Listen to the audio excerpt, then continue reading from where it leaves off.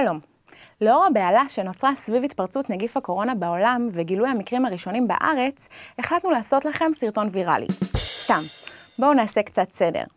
בסוף חודש ינואר האחרון הכריז ארגון הבריאות העולמי, ה-WHO, על מצב חירום עולמי עקב התפרצות נגיף הקורונה. כדי להבין בכלל על מה המהומה, בואו נבין קודם מהו וירוס הקורונה, ונתחיל ב-60 שניות על וירוסים בכלליות, או בעברית נגיפים. וירוס הוא בכלל לא יצור חי, ולכן הוא תלוי בגוף מאחסן אליו הוא חודר על מנת להשתכפל ולהתרבות. הווירוסים, לעומת חיידקים, הם גופים הרבה יותר קטנים, וניתן לראות אותם במיקרוסקופ אלקטרונים. לעומת חיידקים שנגדם אנטיביוטיקה היא יעילה, כנגד וירוסים אין ממש טיפול, למעט טיפול תומך בעיקר, כמו נוזלים, חמצן, משככי כאבים והורדת חום.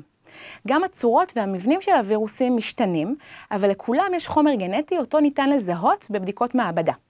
החלוקה של משפחות הווירוסים נעשית לרוב לפי המבנה והצורה שלהם, ולא לפי המחלה אותה הם גורמים. שני מושגים שחשוב שנכיר כבר עכשיו הם תקופת דגירה ועומס נגיפי. תקופת דגירה היא הזמן שחולף מרגע ההדבקה, שהיא בעצם רגע כניסת הווירוס לגוף, ועד לתחילת הופעת הסימנים, שזהו השלב בו הווירוס ישתכפל מספיק שהוא כבר מתחיל לגרום לנזק. יש וירוסים עם תקופת דגירה קצרה ממש של יום-יומיים, ויש כאלה שיכולים לדגור חודשים ואפילו שנים. המושג השני הוא עומס נגיפי. במילים פשוטות מדובר על כמות הווירוס שיש בגוף או ביחס לנפח הבדיקה שנלקחה. לרוב העומס הנגיפי נמצא ביחס ישיר לחומרת הזיהום.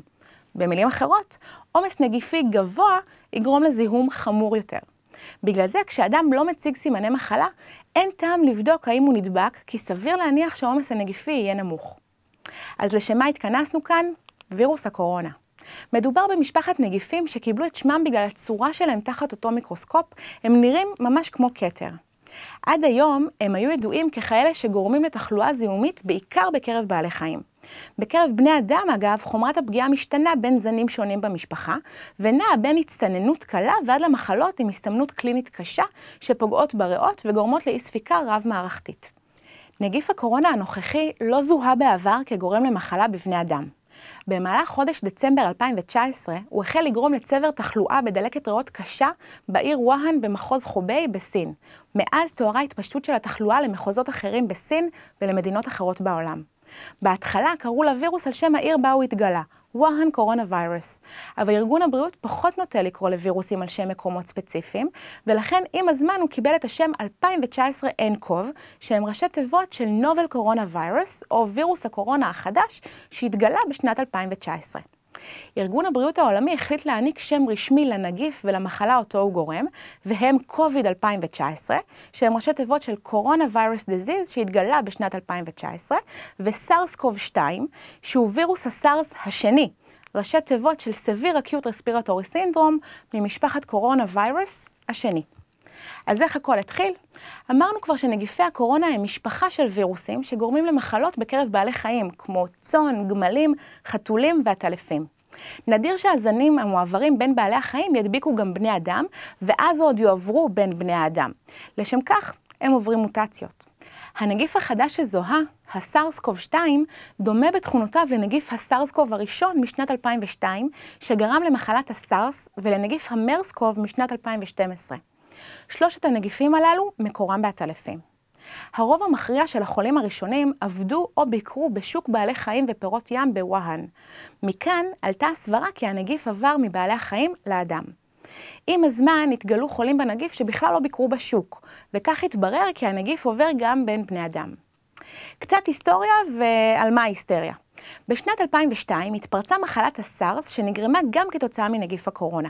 בהתפרצות הזו נדבקו מעל 8,000 חולים ומתוכם מתו פחות מ10% מהנדבקים. בשנת 2012 התפרצה מחלת המרס שהיא ראשי תיבות של Middle East Respiratory Syndrome, גם היא מקורה בווירוס הקורונה. אז נדבקו במחלה כמעט 2,500 מטופלים ומתוכן מתו 34%. מחלת הקורונה הנוכחית שהתפרצה בשנת 2019 הדביקה עד כה כמעט 80,000 אנשים, נכון להיום, ומתוכם נפטרו עד כה כ-2,500 אנשים שמהווים קצת פחות מ3%. אז על מה ההיסטריה? המחלה מאוד מדבקת. את מספר הנפטרים נדע רק בסוף, ולכן חשוב שנכיר את דרכי העברה, ההפצה ובעיקר המניעה. אנחנו יודעים שיש העברה של הנגיף מאדם לאדם, בעיקר בהפרשות מדרכי הנשימה, כמו בזמן התעטשות ושיעול. כמו שאמרתי, רמת ההדבקה של המחלה היא גבוהה, מאוד. עדיין לא ברור האם אנשים מדבקים עוד לפני הופעת התסמינים במהלך תקופת הדגירה, אך ככלל אפשר להגיד שככל שהאדם סימפטומטי יותר, כך הוא מדבק יותר, עם עומס נגיפי גבוה יותר. אגב, אם תהיתם לגבי כל החבילות מסין, אז לא ממש ידוע כמה זמן הנגיף מסוגל לשהות באוויר או על משטחים, ולכן למרות שהסבירות להדבקה ממגע עם אזור מזוהם היא נמוכה, עדיין חשוב לשמור על היגיינה אישית וניקיון. עד היום התגלו מקרים מאומתים של אנשים שנדבקו בנגיף הקורונה ב-32 מדינות ברחבי העולם, ביניהן גם ישראל. חשוב להבהיר שבשלב זה שני המקרים בארץ הם מקרים מיובאים מיפן, וטרם התרחשה הדבקה על אדמת ישראל. תסמיני המחלה דומים לתסמיני השפעת וכוללים חום, שיעול, קוצר נשימה, קשיי נשימה או תסמינים נשימתיים אחרים. למעשה, בבדיקה קלינית לא ממש ניתן להבדיל בין הדבקה בווירוס הקורונה לבין מחלות נשימתיות אחרות, או אפילו השפעת שאנחנו נמצאים עכשיו בשיא עונתה. ברוב המקרים מדובר במחלה קלה, אך המחלה עלולה להחמיר ולהוביל לדלקת ריאות קשה, תסמונת נשימתית חמורה, לאי ספיקת כליות ובסוף גם למוות. במספרים, עד 20% מהחולים שנדבקו עלולים לפתח סיבוכים, ושיעור התמותה עומד על בין 2-3% כרגע. סיבת המוות העיקרית כתוצאה מזיהום הנגרם על ידי וירוס הקורונה היא ARDS, או באנגלית Acute Respiratory Distress Syndrome, שהיא בעצם דלקת ריאות חמורה הגורמת להצטברות נוזלים סביב הריאות ובתוכן. דלקת הריאות יכולה להידרדר למצב של שוק ספטי ולאי יציבות המודינמית. גורמי הסיכון להסתבכות של המחלה הם גיל מבוגר מעל 60, אנשים שמעשנים וכאלה עם בעיות רפואיות כרוניות. את ההדבקה בנגיף הקורונה מאבחנים על ידי שיטת בדיקה שנקראת PCR, או בשמה המלא Polymerase Chain Reaction.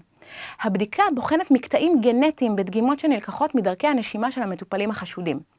דגימות ניתן לקחת על ידי מטוש מדרכי הנשימה, כמו במשטח לא האף, משטף אף לווירוסים ועוד. אני מזכירה לכם כי בתקופת הדגירה לא תמיד ניתן להבחן את ההידבקות כתלות בעומס הנגיפי. אז איך נמנע הידבקות בנגיף? נקפיד על היגיינה אישית מוגברת.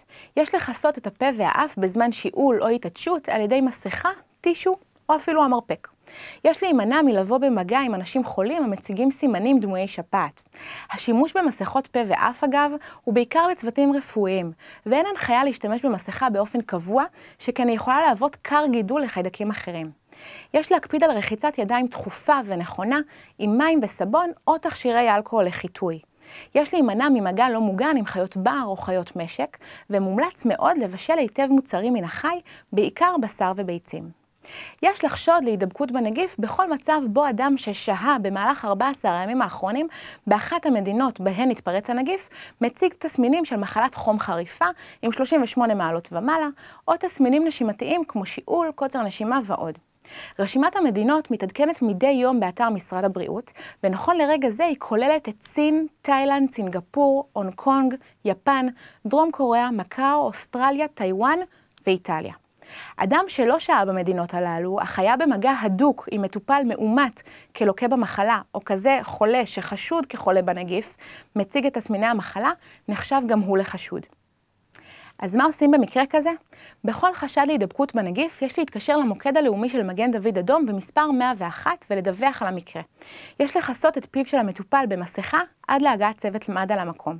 יש להימנע ממגע ישיר עם המטופל ולהימנע מאכילה ושתייה מאותם מאכלים או כלים שמשמשים אותו. לאחר מגע עם החולה יש לשטוף ידיים היטב במים וסבון למשך מספר דקות. מומלץ לנגב את הידיים בנייר מתכלה ולאו דווקא במגבת, על מנת להפחית את סיכויי ההדבקה בנגיף. אני מזכירה כי בכל מקרה חירום רפואי יש ליצור קשר עם מוקד 101 של מד"א ולפעול על פי הנחיות תורן המוקד. במד"א אנחנו מתמגנים על ידי מסכת אף ופה, כפפות, לבישת כובע, סרבל והרדליים. בעת הסרת המיגון יש לוודא כי אנו לא נוגעים בצד המזוהם, אלא מסירים הכל מהצד הפנימי ואוספים הכל לשקית ייעודית לפסולת מזוהמת. הנחיות משרד הבריאות נכון לרגע זה תקפות למדינות סין, הונג קונג, מקאו, סינגפור, תאילנד, יפן, דרום קוריאה, אוסטרליה, איטליה וטיואן. ההנחיות תקפות למי שהיה ביעדים הללו ב-14 הימים האחרונים, ועליהם להשלים בידוד למשך 14 ימים ממועד החזרה לארץ, להלן תקופת הדגירה. ההנחיות כוללות איסור יציאה למרחב הציבורי, כמו מוסדות חינוך, מקומות עבודה, תחבורה ציבורית, מקומות בילוי וקניות, בתי חולים ומרפאות. ההיעדרות מהעבודה נחשבת כימי מחלה, אבל אין צורך לפנות לרופא המשפחה לקבלת אישור בגין ההיעדרות. יש לדווח על בידוד עצמי ביתי באמצעות טופס מקוון באתר האינטרנט של משרד הבריאות, או באמצעות מוקד כל הבריאות בטלפון כוכבית 5400. כשמדברים על בידוד ביתי, חשוב להיצמד לנהלים הבאים. מומלץ לצמצם במידת האפשר את בני הבית הלא מבודדים ולהימנע מכניסת מבקרים לבית. מספר מבודדים יכולים להיות יחד באותו החדר כאשר ישנה דלת סגורה. אם ניתן, עדיף להשתמש בחדרי שירותים נפרדים. יציאה מהחדר המבודד תהיה לזמן קצר ככל האפשר ולצורך פעולות הכרחיות בלבד, והיא דורשת מיגון של האף והפה על ידי מסכה או בד. יש לוודא שאזורי הבית המשותפים יהיו מאובררים היטב. מומלץ להשתמש בכפפות חד פעמיות בכל מגע עם המבודד, בסביבת חדר הבידוד כולל משטחים, בגדים או מצעים מלוכלכים, אותם יש לאחסן בשקית נפרדת, ולגבי הכביסה, סבון כביסה רגיל יספיק. מוצרים חד פעמיים כמו כפפות, טישו, מסכות ועוד, יש להשליך לשקית נפרדת ולסגור אותה היטב לפני הפינוי לפח האשפה. במידה ובמהלך תקופת הבידוד מופיעים התסמינים המחשידים, יש ליצור קשר טלפוני עם המרפאה או קופת החולים המבטחת וליידע על כך. בכל מקרה של פנייה לקבלת שירותים רפואיים, יש ליידע מראש טלפונית את המרפאה או את חדר המיון על הגעת חולה חשוד לקורונה. בכל פנייה כזו יש להתמגן במסכת פה ואף ולהימנע מנסיעה בתחבורה ציבורית. ומה בנוגע למשלחת הדרום קוריאנית בארץ? לאחר שהתגלה כי מספר תיירים ששהו בארץ נדבקו בנגיף הקורונה, יצאו מספר הנחיות ספציפיות בנוגע למי שבא איתם במגע. כל מי שהיה במגע הדוק עם הקבוצה, שזה אומר במרחק של פחות מ2 מטרים למשך מעל 15 דקות רצופות, מתבקש להיכנס לבידוד בית למשך 14 ימים מאז המגע האחרון עם התיירים, ולדווח על כך למשרד הבריאות. במידה ומתפתחים תסמיני מחלה, יש לפנות לקבלת עזרה רפואית לפי ההנחיות.